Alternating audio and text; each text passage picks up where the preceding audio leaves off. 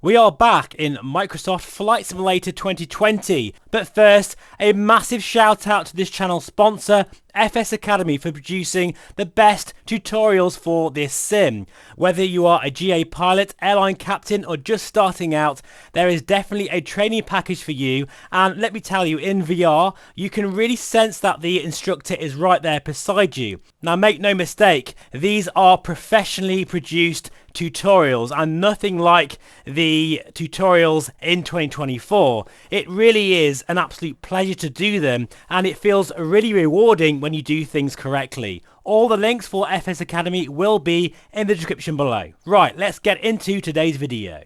So here we are back in Microsoft Flight Simulator 2020, and quite honestly, I was absolutely blown away. I was shocked with how good it felt. It's funny really, because we always seem to think that newer always means better, but this clearly is not the case with MSFS, because when I went back to 2020 during the Christmas holidays, as you can see here, I was really surprised with how good it felt. It really just felt like coming home again. And there's a number of reasons that really did strike me. That is, first of all, the terrain.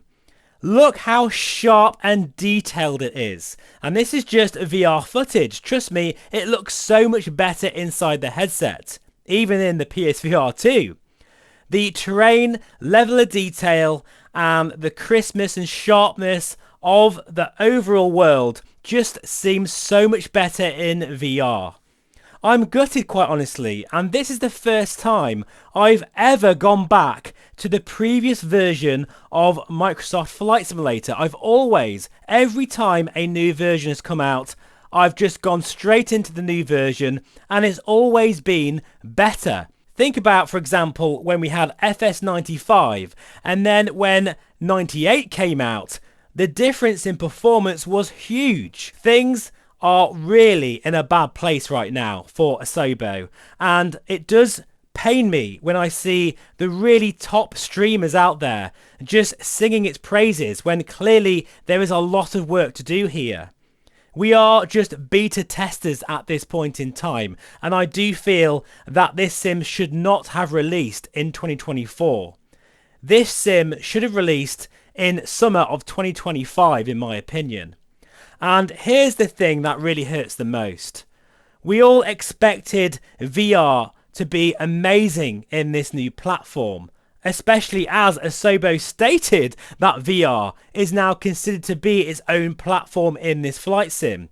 But unfortunately, that is certainly not the case, because it's running really bad. The only headset that I can truly recommend running at the moment is the Quest 3. It seems to run better than any other VR headsets, but unfortunately, the Quest 3 is just not my preferred way of enjoying VR in this sim, because it does not have a DisplayPort connection, and headsets such as the Crystal Light, Somnium VR1, Vario XR4, Meganex, Vario Aero, all of them, they run so much better in 2020. A lot of this is down to the fact that it's using DirectX 12 now, and the performance difference between DirectX 11 and DirectX 12 using TAA mode, which is definitely the best way to enjoy the clarity of this sim, is just not there. And then there's so many other annoying issues, such as the ATC menu can't be resized, the toolbar fiasco, the fact you can't use the EFB. I also don't personally like that every time that you start your aircraft from cold and dark, you're outside to do the walk around. That's all well and good, but trust me, in VR, doing the walk around is really tedious and it takes ages because you have to find the correct click spots. The ortho imagery, which is really blurry, and the streaming issues with aircraft and gauges not be able to load in properly. I could carry on, but I won't, folks, because I know I'm moaning a lot. And don't get me wrong, there are times when I've absolutely loved my experience in MSFS 2024. You've seen it on the channel, but overall, it's been more frustration than enjoyment. But here's the main message in this video that I hope you can take away.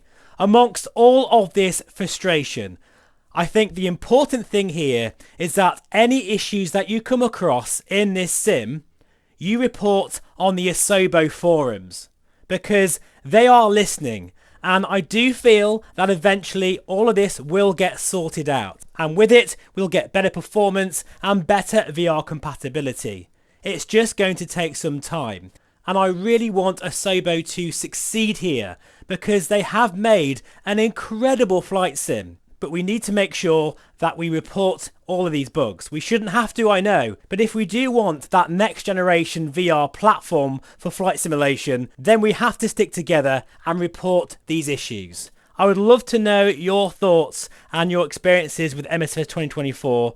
And I do actually feel if you're using it with a Tobii eye tracker in pancake mode, it's a completely different sim. But I do feel the VR community has been left high and dry, and it really, really frustrates me. Will this get better? Yes, I do think this sim will have its day where things are where they should be. But either way, this should have been in early access.